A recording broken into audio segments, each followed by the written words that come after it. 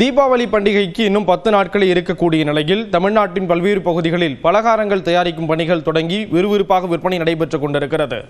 அந்த வகையில் செட்டிநாடு பலகாரங்கள் என்னென்ன, அவை எப்படி தயாரிக்கப்படுகிறது என்பது குறித்து இந்த தொகுப்பில் பார்க்கலாம்.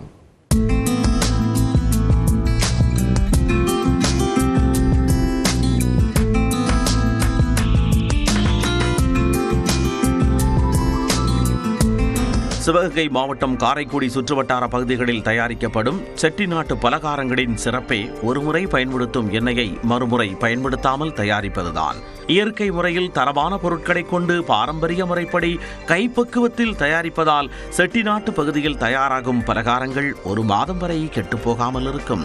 அந்த வகையில் கை முறுக்கு, அரிசி முறுக்கு, நெய் முறுக்கு, அச்சு முறுக்கு, தேன் குழல், அதிரசம், சீப்பு சீடை, இனிப்பு சீடை, கார சீடை, மா உருண்டை, தட்டை என செட்டிநாட்டு பலகாரங்களின் பட்டியல் நீண்டு கொண்டே போகும். தீபாவளிக்காக வேலை நடந்துட்டு இருக்கு.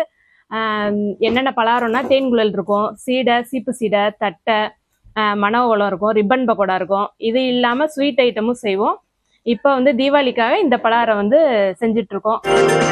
காரைக்குடி, கோட்டையூர், கானாடு காத்தான், பள்ளத்தூர், செட்டிநாடு பகுதியில் செட்டிநாட்டு பலகாரம் அதிக அளவு செய்யப்படுகிறது. இதனால் காரைக்குடி மற்றும் அதனை சுற்றி உள்ள பகுதிகளைச் சேர்ந்த பெண்களுக்கு வேலை வாய்ப்பும் கிடைக்கிறது. ரொம்ப அற்புதமாக இருக்கும் அந்த டேஸ்ட்டு. நம்ம செட்டிநாடு பக்கம் இருக்கிற பலகாரங்களோடது என்னதான் டவுனில் பெரிய பெரிய ஸ்வீட் ஷாப்பில் வாங்கினா கூட இந்த பலகாரங்களுக்கு இருக்கிற ஒரு அருமை மற்ற கைப்பக்குவம் எல்லாமே இதில் ரொம்ப சிறப்பாக இருக்கும். செட்டிநாடு பலகாரங்களில் குறிப்பிட்ட சில பண்டங்களை தவிர மற்ற அனைத்து பண்டங்களும் 25 முதல் 30 நாட்கள் வரை கெட்டுப்போகாமல் இருக்கும். இதனால் இந்த பலகாரங்கள் சிங்கப்பூர், மலேசியா, துபாய் உள்ளிட்ட வெளிநாடுகளுக்கும் அனுப்பப்படுகின்றன. வெளிநாடுகளுக்கு அனுப்புறது எப்பயும் போல வழக்கமாக எல்லா நாட்டுக்கும் UK, ஆஸ்திரேலியா, துபாய் இது 3க்கும் நாங்கள் அனுப்பிட்டு இருக்கோம். இன்னொரு கன்சியூமெண்ட் ஆஸ்திரேலியாவுக்கு அனுப்ப போகிறோம். அதுக்கு முன்னாடி நாங்கள் US ரொம்ப வருவாங்க எங்களுக்கு.